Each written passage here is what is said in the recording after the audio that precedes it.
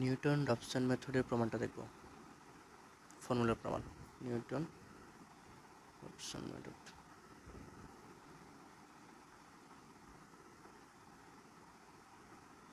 প্রমাণ, আমি যদি একটা ফাংশন এটা ধরে নেই, এটা হচ্ছে y সমান এফ অফ এক্স, তাহলে এই পয়েন্ট আমি ঢাল আঁকি, ঢালটা হবে এরকম। তাহলে এখানে পয়েন্টের মান হচ্ছে এক্স কমা জিরো, আর এখানে এর ভ্যালু হচ্ছে এক্স নট কমা ওয়াই এর হচ্ছে function of F of x not. এখানে ওয়াই নট হচ্ছে এফ অফ এক্স নট। আমি যদি এই রেখাটার ঢালের সমীকরণটা বসাই, তাহলে হবে কি, zero minus F of x naught সমান ওয়াই সমীকরণে এই ওয়াই সমীকরণটার ঢাল মানে function in prime x naught into এই x one minus x naught. এটাকে যদি এক্স ওয়ান ধরি তাহলে x one minus x naught ঢাল দেখলাম এই zero minus F of x equals to এই ফাংশনটার ডিফারেন্সিয়েশন যাতে ঢাল, এবং x one minus x naught লিখলাম। লেখার পরে আমি এখানে এক্স ওয়ান মাইনাস এক্স নটকে এক পাশে রাখলাম, এক্স ওয়ান মাইনাস এক্স নটকে এক পাশে রাখলে function of f x naught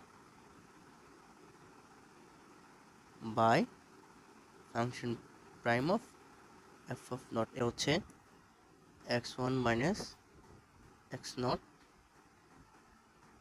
minus x naught is to minus F of x naught by f of prime x naught. এখান থেকে যদি আমি এক্স ওয়ানকে এক পাশে রাখি তাহলে আসবে X naught minus F of x naught prime F of prime x naught. আমি যদি এটাকে জেনারেল ইকুয়েশন করি তাহলে এক্স এন প্লাস ওয়ান সমান X N minus function of F of x naught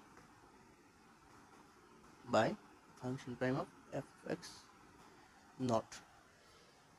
এটা হচ্ছে, এখানে এটাকে বলা হয় এন নিউটন রবসন মেথড বা এনআর মেথড। এখন এই মেথডের কিছু লিমিটেশন আছে, এই মেথডের বেশ কিছু লিমিটেশন আছে, আমি লিমিটেশনগুলো একটা লিখতেছি।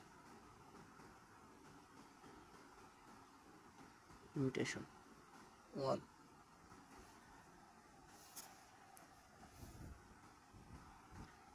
if initial approximation is too far, the required route, the process may converge some other route। আমি যদি ধরে নিই একটা ফাংশন সাইন কার্ভ, একটা ফাংশন, আমার রিয়েল রুটটা হচ্ছে এখানে, কিন্তু আমি রিয়েল রুট ধরে নিছি এই জায়গাটায়, একটা এস্টিমেশন রুট ধরে নিছি এই জায়গাটায়। তাহলে আমি এখানকার ভ্যালু যেটা এখানকার যে জিরো পাবো সেটা এখানেও পাবো, তাহলে আমি এটাকে আমার রুট মনে করতে পারি, রুট ইনিশিয়াল মনে করতে পারি, কিন্তু এটা আমার মেন রুট না, আমার মেন রুট হচ্ছে এটা, মেন রুট হচ্ছে এটা। তাহলে আমি এখানে এসে একটা কনভার্স সাম আলাদার অথবা আদার রুট পাইতেছি, কিন্তু এটা আমার মেন রুট না, আসলে আমার রুটটা এখানে। তাই এই রুটের কাছাকাছি এখানে আমার কি নেওয়া দরকার, ভ্যালু নেওয়া দরকার। 2 নম্বর হচ্ছে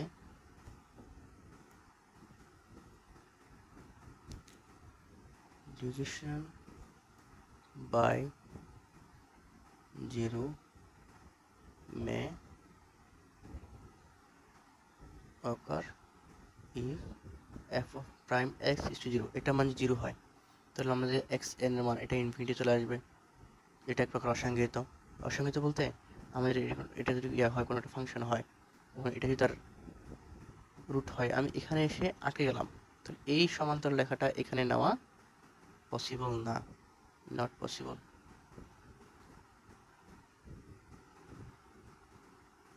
তো এখানে আমি যেই একটা অসংজ্ঞায়িত এলাকায় চলে আসছি, তাহলে এটা একটা সরল রেখা, এই সরল রেখাটাকে এখানে কনভার্ট করা কঠিন হয়ে যাবে অথবা সম্ভব না।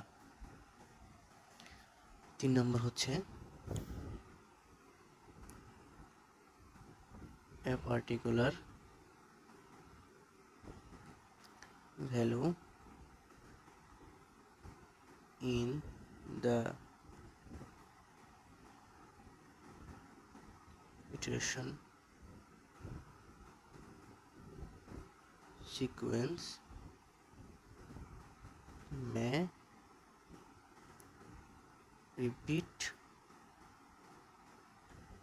resulting in a finite loop।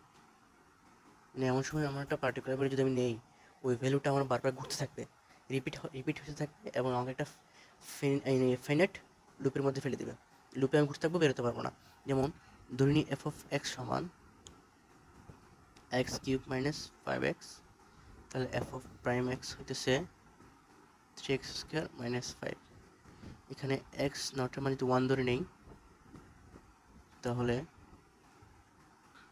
X N হবে 1 মাইনাস, এই ফাংশনে 1 বসালে তার ভ্যালু আসে হচ্ছে 4, এটাতে 1 বসালে তার ভ্যালু আছে হচ্ছে -2, তার মানে আসতেছে